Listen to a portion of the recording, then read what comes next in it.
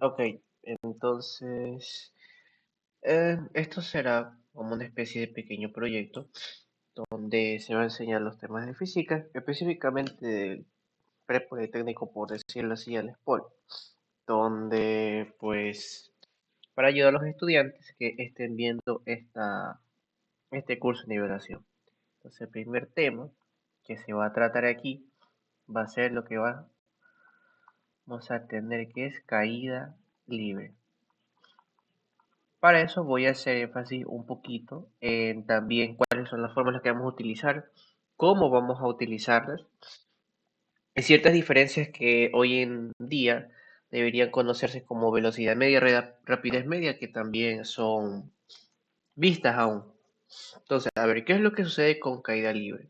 Con caída libre tenemos las siguientes fórmulas, que yo en lo personal prefiero utilizarlas de la siguiente manera. Entonces tengo qué cosa, tengo la velocidad final, pero en Y. ¿Por qué pongo en Y? Porque esto es un movimiento completamente vertical. Después sigue un tema que se llama movimiento parabólico. Entonces ahí voy a tener componente X y componente Y.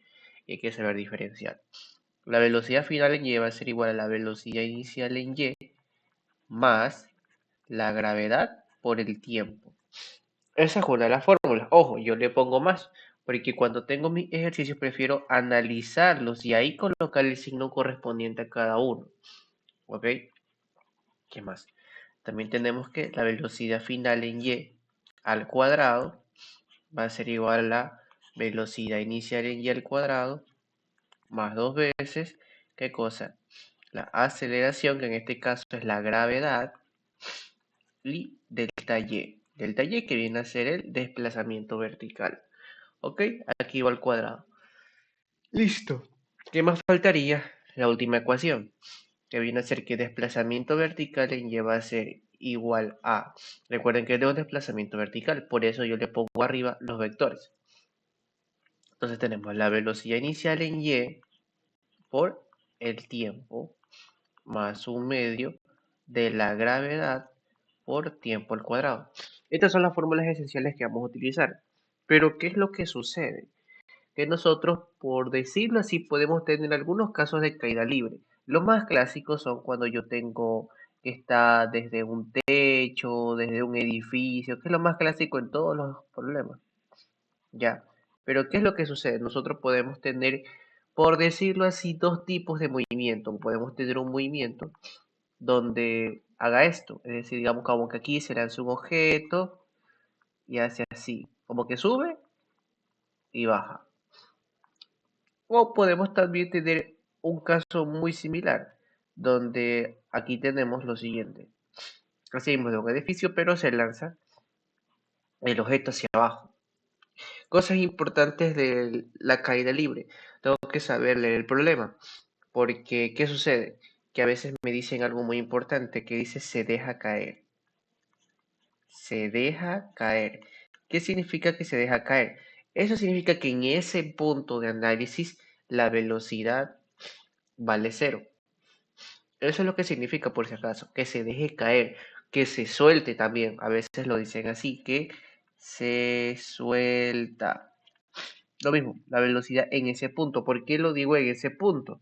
Porque nosotros a veces para poder resolver los ejercicios vamos a trabajar por tramos. Entonces, ¿a qué voy con esto? Voy a hacer un gráfico un poquito más grande de este lado. Entonces, ¿qué es lo que sucede? Porque como les digo, yo puedo tener así el caso de un edificio, ¿ya? Pero estos ejercicios de caída libre tienen que saberse resolver. ¿Por qué? Porque si, por ejemplo, yo cojo y lanzo un objeto, como les indicaba, hace esta trayectoria. Entonces, en caída libre, lo que a mí me va a convenir en muchos de los problemas es trabajarlo por tramos. ¿A qué me refiero por tramos? A esto de acá, por ejemplo. Digamos, este es un punto 1, este es un punto 2 y este es un punto 3. Yo puedo trabajar por el tramo 1 a 2 y utilizar estas fórmulas.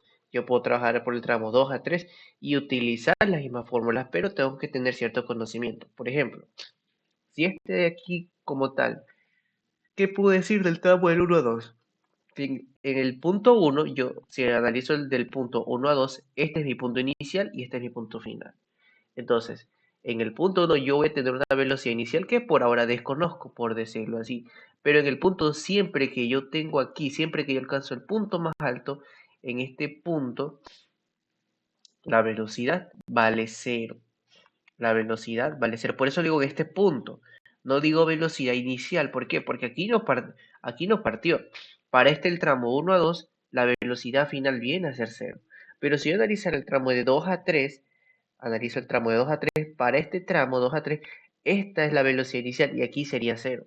Entonces, por eso prefiero decirle que cuando se deja caer o se suelta, que puede ser aquí, este caso, la velocidad en ese punto vale cero, pero también cuando llega al punto más alto, la velocidad vale a cero. Y claro, todo esto de acá, todo esto de aquí es conocido como la altura máxima. La altura máxima que puede alcanzar el objeto. Sí, no tiene nada de ciencia. Ahora, algo muy importante en un movimiento parabólico, que ustedes tienen que definir el sistema de referencia. Entonces, ¿qué es el sistema de referencia? El sistema de referencia prácticamente es donde tú colocas tu plano cartesiano, tú colocas tus coordenadas. Por ejemplo, aquí voy. Si yo coloco mi sistema de referencia aquí, aquí, en este nivel aquí, entonces, ¿qué estoy diciendo yo? Que aquí es mi cero, y todo lo que sea para arriba de acá va a ser positivo, y todo lo que sea de aquí para abajo va a ser negativo. En pocas palabras, si esto es como un plano cartesiano, donde X viene horizontal y Y vertical, entonces, cuando esté para abajo, digamos que esto tenga una altura, me invento, de 20 metros. Pero como yo coloqué mi sistema de referencia aquí, ya, yo coloqué mi sistema de referencia justo aquí en este punto donde empieza, donde está esta bolita en este edificio, ¿qué pasaría si yo quisiera analizar el delta Y? Recuerden que delta Y es posición final menos posición inicial. Si yo analizaría, por ejemplo, de aquí hasta abajo, ¿cuál va a ser mi posición final? Mi posición final va a ser menos 20, ¿ok? Porque está por debajo.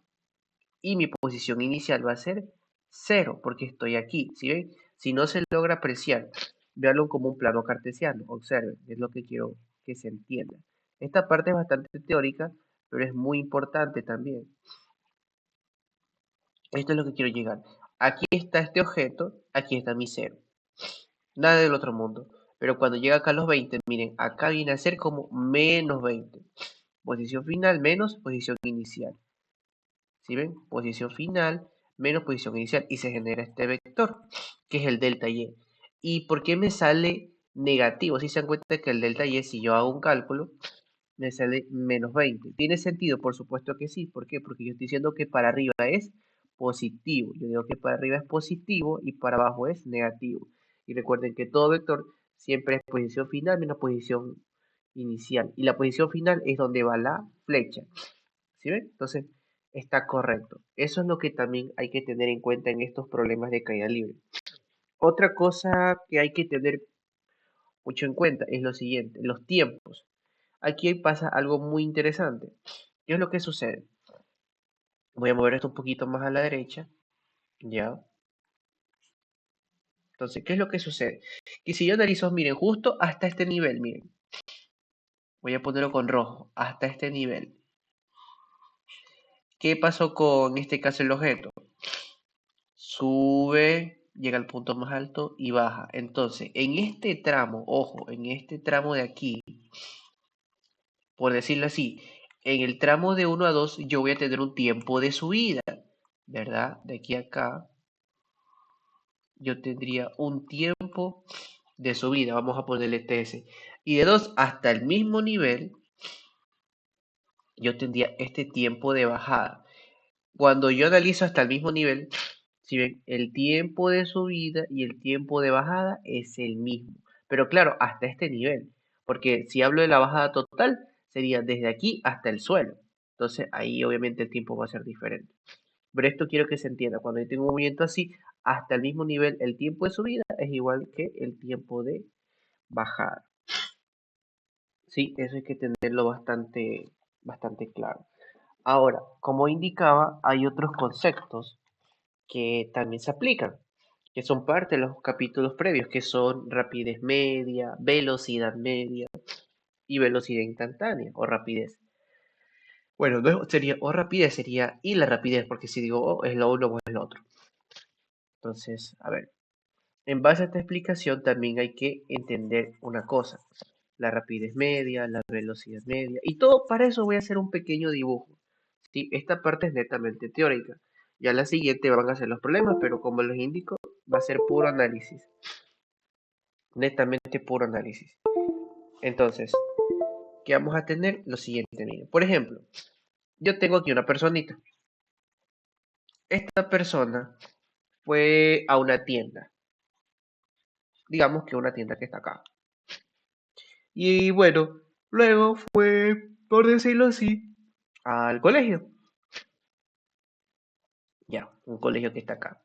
Y finalmente él avanzó un poquito y se quedó en una heladería. ¿Ok? Entonces, para él hacer esto, ¿qué pasó? Él de aquí a la tienda recorrió una distancia que le vamos a llamar de 1 y lo hizo en un tiempo 1. ¿Ya? Luego, de aquí al colegio, él recorrió esta distancia, él recorrió para llegar a su colegio una distancia de forma diagonal porque se lo permite la localidad y esto le tomó un tiempo 2. Y finalmente fue a la heladería, que está en la misma cuadra, y lo hizo recorriendo una distancia 3 y en un tiempo 3, ¿ok? Tiempo 1 solo se movió esta distancia. Tiempo 2 se movió esta distancia. Y por último, tiempo 3 se movió esta distancia. Si a mí me dijeran, oye joven, yo quiero saber de este análisis cómo sería la rapidez media, cómo sería la velocidad media, cómo sería la velocidad y la rapidez. Cuando en este caso llega al último punto. Entonces, muy sencillo. Rapidez media. Me ahorro un poquito. Rapidez media, ¿qué cosa es? La fórmula es la distancia recorrida dividido para el tiempo que le toma recorrer toda esa distancia. En pocas palabras, la distancia, ¿cuánto es? De 1 más de 2 más de 3. No voy a poner valores, pero quiero que se entienda la idea. ¿Cuál es la diferencia? Ahí está. El tiempo. ¿Qué tiempo le tomó hacer todo este recorrido? Es un tiempo 1 más un tiempo 2 más un tiempo 3. Ahí está.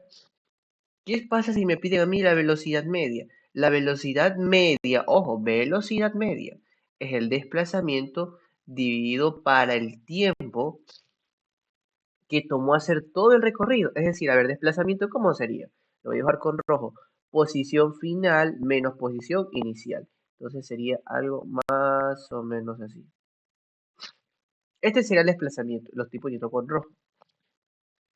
Ahora, por si acaso, estoy haciendo un análisis horizontal, ¿ya? Por decirlo así. Ya, porque después se puede confundir, pero acá tengo delta y acá y aquí estoy poniendo delta x. Simplemente es para que se entienda. De ahí la fórmula en vez de delta x va a ser delta y, por decirlo así. Ya está. Entonces, eso sería el delta x, que es el que está aquí, dividido para, miren, la velocidad media, el tiempo, todo este tiempo 1 más tiempo 2 más tiempo 3.